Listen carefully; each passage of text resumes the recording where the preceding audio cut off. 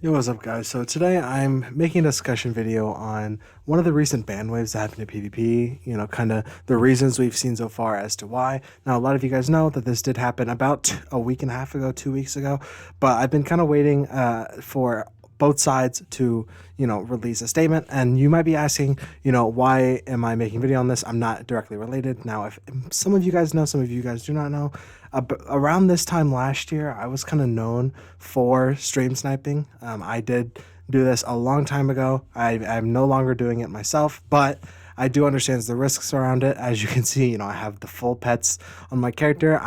That used to be the type of playstyle I did do, and a lot of the stuff that's currently being discussed. I used to snipe Sauce. I used to snipe Liam, stuff like that. Now I currently do not do it anymore. I've made amends with them, but I do understand the risks around it, what's involved, what it is exactly, and I'm gonna breaking that down later in the video. So I just want to give you my opinions on it. So a lot of you guys know that there was about 5 people a week and a half ago that got 10-year muted, which is essentially a ban, because if you're muted in PvP, you cannot queue up. So if you're muted at all in Wiz, you cannot play PvP, which was an update that happened around a year ago today, around this time.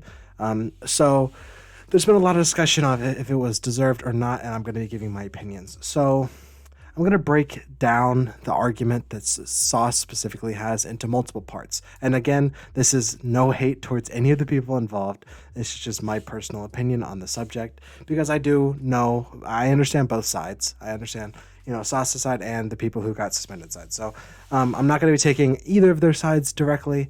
I'm just going to give my opinions. I just want to make that clear before I actually break it down. So Wizard101 has a very, very easy to manipulate PvP system. For example, you have ward talents, which are going to throw off the balance of a match extremely if one person has them and the other does not, and without them, they'd be a mutual matchup. For the most part, some people will ward to schools that naturally counter them, just because having the extra resist is going to be kind of help you out, which is perfectly fine. But the argument here is not people who just ward. It is people who either utilize the pen system, as you guys know, with the Novus update, they introduced pens where you can gain up to 11 resist.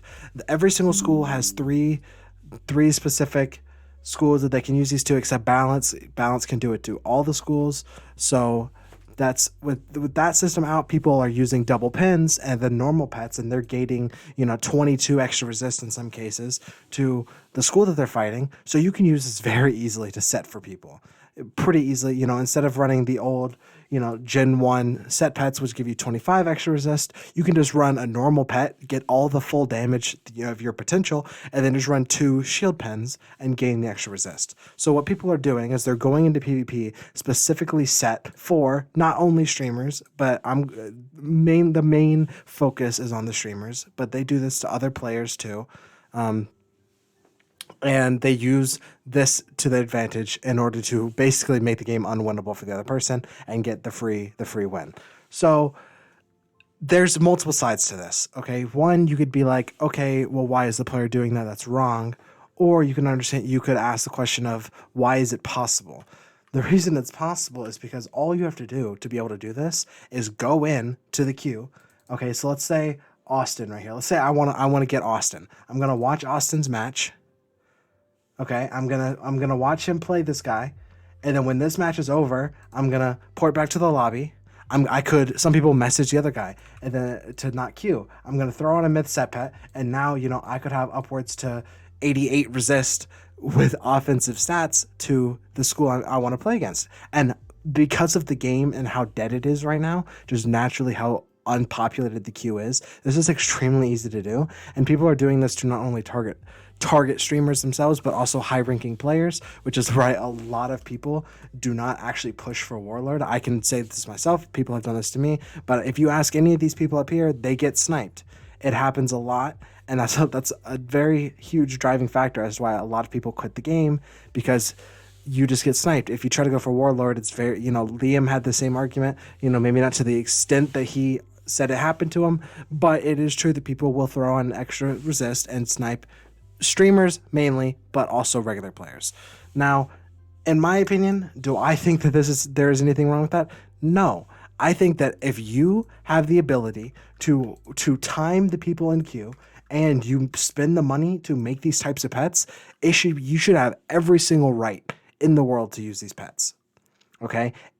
The reason why this is so viable is because for some reason you can still see the entire queue. I don't think the spectate match thing should even exist. I think you should only be able to watch friends matches because other than the fact that some people want to learn PvP, this doesn't happen. And the reason why people have to go into the game to learn PvP is because no one streams PvP because one, the game sucks, and two, because they get sniped. Now I'm going to break that down further. So, do I think that targeting streamers and high-ranking players with those set pets should be bannable? No. I think they should find ways to stop it from happening, which they did. One, you can't just avoid queue if you keep leaving matches. Like if I'm trying to get Sauce and I don't get him and I know I don't get him, I could just leave the queue. They added a system back in last May to where if you do that enough times, you will get PvP suspended for however long, which was a good change. Now, all they really have to do is multiple things that they really should do, but bare minimum, either make it to where you can't just watch all the matches in the game, or make it to where you can queue PvP from your house. This used to be a thing in PvP, and it helped a lot of people avoid getting sniped because no one would know I'm queuing. If I'm, appearing offline, none of the people on my friends list knows I'm on, and I could just go back to my house and I could randomly queue, and no one's really going to have a good chance of setting for me. Now, if they see me in the arena or something like that, they can just throw on, an extra resist, or maybe throw in some certain cards that will tilt the matchup extremely by having them. And that's a very easy thing to do. People do it without even setting resist. It could happen to you and you have no idea.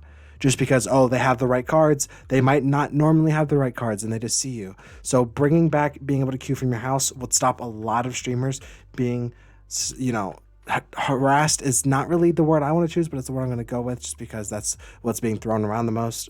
So in my opinion, if you as a streamer get set for, blame the game.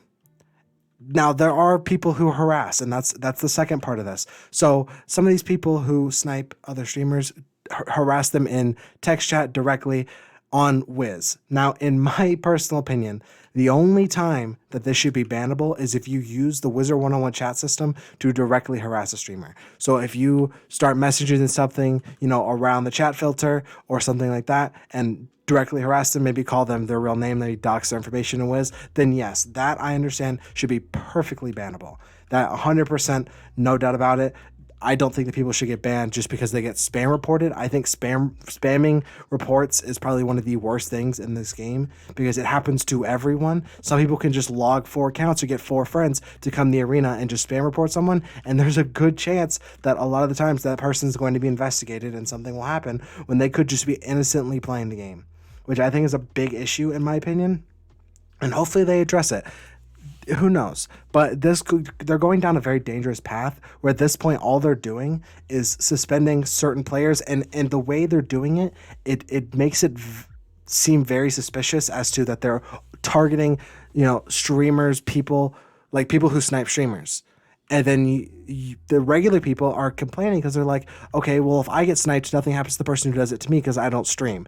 And while it may be true that I know people like Sauce are making the argument that, the support team does not directly, cater to streamers and all that. Now, we really have no way of knowing beyond the fact that we know that there is a Discord that most of the content creators, are in with the devs. Now, this is a very normal thing for most of the games, and I'm not really, I did touch on this in one of my previous videos, and so, having a Discord with your content creators is a good move by the devs, but I hope that the other content creators that are watching this, because I know they will, understand that with the way the ban waves are being passed out and it makes it extremely suspicious that the devs only really cater to the streamers, regardless if it's true or not. Hopefully they try to touch base with some of the other people in the community that aren't just content creators, but maybe some of the higher ranked people, or just, more of an outreach towards the community, get everyone involved, because then, there'll be less harassment on the streamers. A lot of people who harass, Sauce and Liam are doing so because they think, oh, these people are being put on a pedestal for no reason. But if the devs go out of their way, and not even out of their way, it's their job to outreach the community. We have community managers that just aren't really doing what they could to their full potential. So I think there's multiple ways to solve the issues going on right now. Not even just for, the streamers getting less sniped on Wiz, but just ending harassment all around is by the devs opening up and being more, welcoming not only to the community but to new ideas maybe that aren't just being, said by streamers. And while it is true they have a platform, there are a lot of people in this community, I know personally, I know a lot of you guys will agree with us, that have, a large voice that aren't content creators. There are people who, lead really big discords or have big influences on the game that don't make YouTube videos, and those people should be listened to equally, which I've mentioned this multiple times. I think just bringing back roundtables, very often, to be able to gather everyone's opinions and maybe make very good progressive updates to the game to where you're not just kind of winging it, because we all know the devs do not play PvP. So maybe having roundtables like that will bring better ideas and kind of fix the game more. So if you guys have any other thoughts or comments on the situation, please feel free to drop them in the comments or DM me in Discord, and I will see you guys in the next one.